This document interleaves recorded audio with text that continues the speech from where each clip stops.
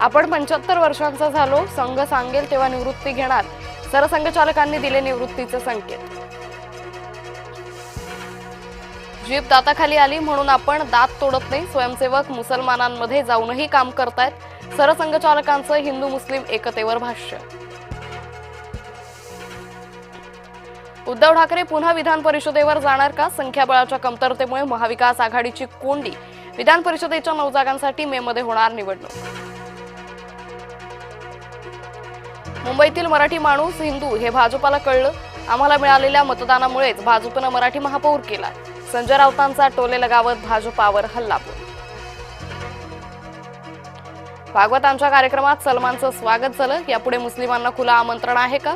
संजय राऊतांची संघ आणि भाजपावर सडकून टीका।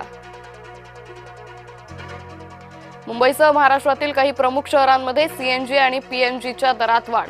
मुंबईत सीएनजीच्या दरात प्रति किलो 50 पैशांनी वाढ, तर पीएनजी दरात प्रति युनिट 1 रुपयानं वाढ।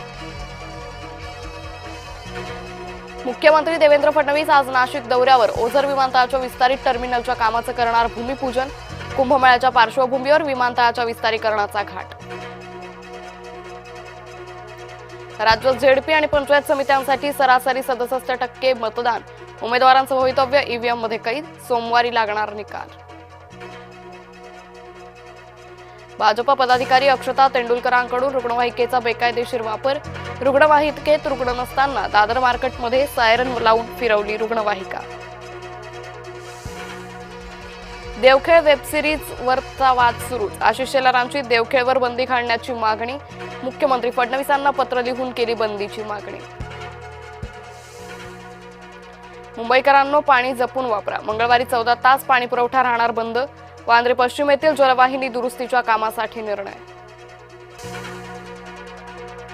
अमरावती जिल्ह्यातील 56 जलप्रकल्पांमध्ये 79.66% पाणीसाठा, गेल्या वर्षी याच कालावधीत सुमारे 84% पाणीसाठा, यंदा पाणीसाठ्यात जवळपास 13% घट। 10वी-12वीच्या परीक्षांसाठी परीक्षा केंद्राबाहेर जमावबंदी लागू, कॉपीमुक्त वातावरणात पार पडण्यासाठी निर्बंध, परीक्षा केंद्रांच्या 100 मीटर परिसरात जमावबंदी। नागरिकत्वापूर्वी मतदार यादीतील समावेशाचा आरोप निराधार, सोनिया गांधींचा विशेष न्यायालयात दावा।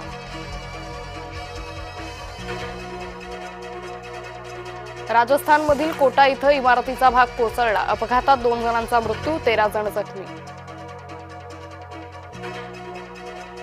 हरियाणातील सूरजकुंड मेळ्यात मोठी दुर्घटना, फिरता पाळणा अचानक कोसळला, बचावासाठी गेलेल्या पोलीस निरीक्षकाचा मृत्यू, तर अपघातात 13 जण जखमी।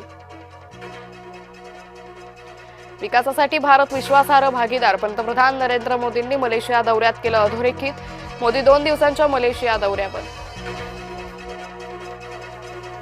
पाकव्याप्त काश्मीर आणि अक्साई चीन भारताचाच भाग, अमेरिकेनं केलं मान्य, भारताचा नकाशा स्वीकारू, अमेरिकेनं नकळत दिला चीन पाकला संदेश। युक्रेन रशिया युद्ध संपण्यासाठी जूनची मदत, अमेरिकेची दोन्ही देशांना मुदत, राष्ट्राध्यक्ष झेलेन्स्कींची माहिती। सुदानमध्ये ड्रोन हल्ल्यात 24 जण ठार, एका निमलष्करी गटाकडून ड्रोन हल्ला, सूत्रांची माहिती। चंद्रपुरातील शेतकऱ्यांना सरकारपुढे पसरले हात, रोशन कोळेंची सरकारकडे आर्थिक मदतीची मागणी। पहिल्याच सामन्याचं नवशिक्या अमेरिकेनं भारताला आणलं जेरी, सूर्याची धडाकेबाज केली आणि बॉलर्सच्या कमालीमुळे अवघ्या 29 धावांनी मिळवला विजय। आज क्रिकेट रसिकांसाठी ट्रिपल हेडर, टी20 वर्ल्ड कपच्या आजच्या पहिल्याच सामन्यात अफगाणिस्तान न्यूझीलंड, दुसऱ्या सामन्यात इंग्लंड नेपाळ, तर तिसऱ्या सामन्यात लंकेसमोर होतकरू आयर्लंडचं असणार आव्हान। अंडर 19चा विजेता भारतीय युवा संघ मायदेशी परतणार, कर्णधार आयुष म्हात्रेसह सहकाऱ्यांचं मुंबईत होणार जल्लोषात स्वागत।